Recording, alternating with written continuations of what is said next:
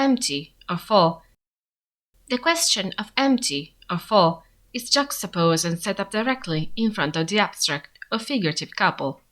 Here, we chose to focus on spatial language. Should the manifesto give off a saturated input, or should it be allowed to retain as much empty space as possible, bordering on hollow? The composition guides the reading of the design work. How many signs are necessary to effectively transmit a message? When should the designer fill the canvases to the brim, or even overfill to the point of redundancy? Let's start with a work by AG Fronzoni, created for the Lucio Fontana exhibit in the Genovese art gallery La Polena back in 1966. The composition is wholly vertical, counterintuitive to the text's orientation. Upon the white background, we have the words in black uppercase. Fontana, Galleria La Polena, 1 to 28 October 1966. From Galleria to October, the words are split in the middle, as if the canvas were hit and torn vertically, open before the audience. The white space, empty as virgin canvas, alongside the impression of a chair, are clear references to spatialism, a movement founded by Fontana himself. Inside of the chair, the space is white as the background, leading us to imagine the words black as points in the canvas where the light fades. The effectiveness is found in the reiterative aspects.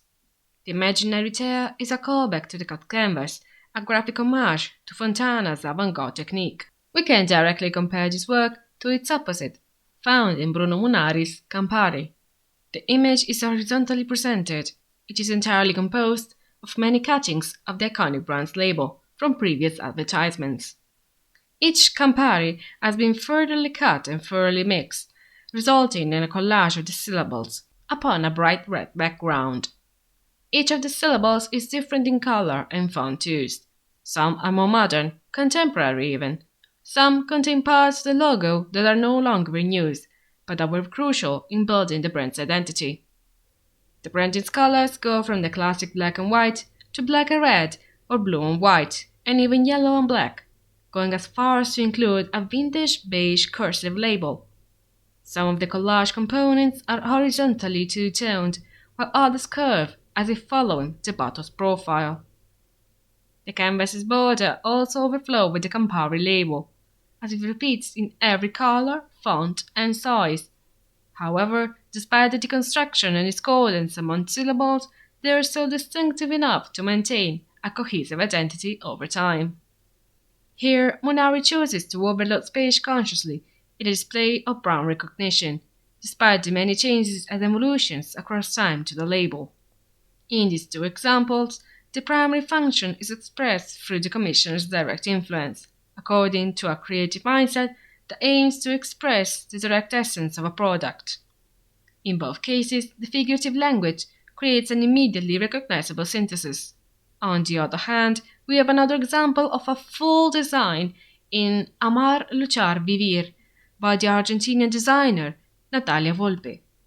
This 2009 poster is semi-contemporary, and it serves as a meeting point of the political manifesto and Byzantine iconography. The central icons are a woman and a child, portrayed as a Madonna with a young Christ.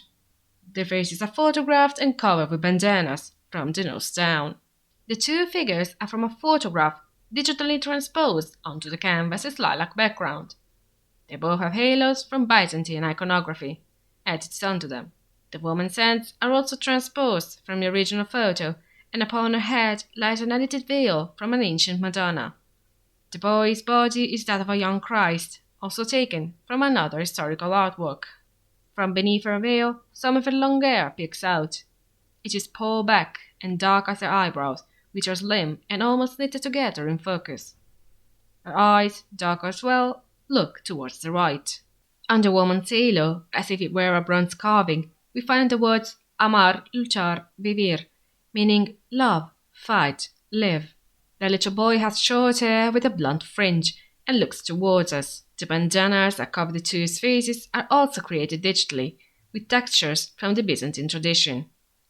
The woman's body fuses with the linear circular decorations that fill the background, all of which are entirely hand-drawn.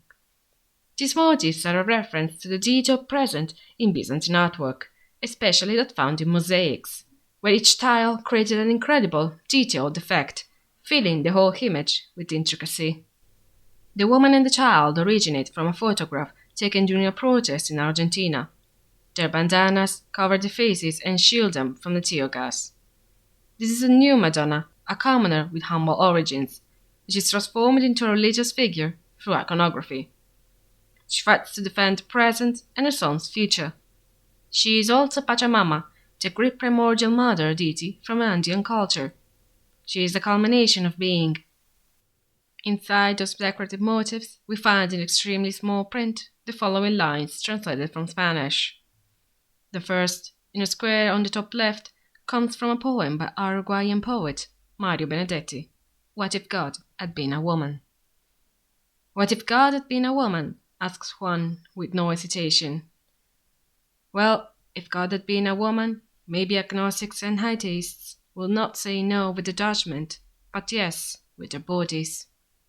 Then, in a square found alongside the left side of the canvas, we have, My God, if you'd always been a woman, what marvelous scandal, what splendid, impossible, prodigious, joyous blasphemy it will be. Finally, on the opposite margin, underneath a motif in the shape of a breast, we have breast is life, breast is creation, breast is mother, breast is love, breast is Pachamama, breast is sex. In contrast, we have a manifesto by Hendrik Tomaszewski, the father of Polish graphic design, created in 1970 for the play by the thespian known as Witkasy. The poster is somber, with a white background and mundane elements in the center. A vintage coal iron pressing a white sheet onto a board. The word Witkasy is placed on the board in pale pastel red uppercase. The coal iron is presented at a profile angle.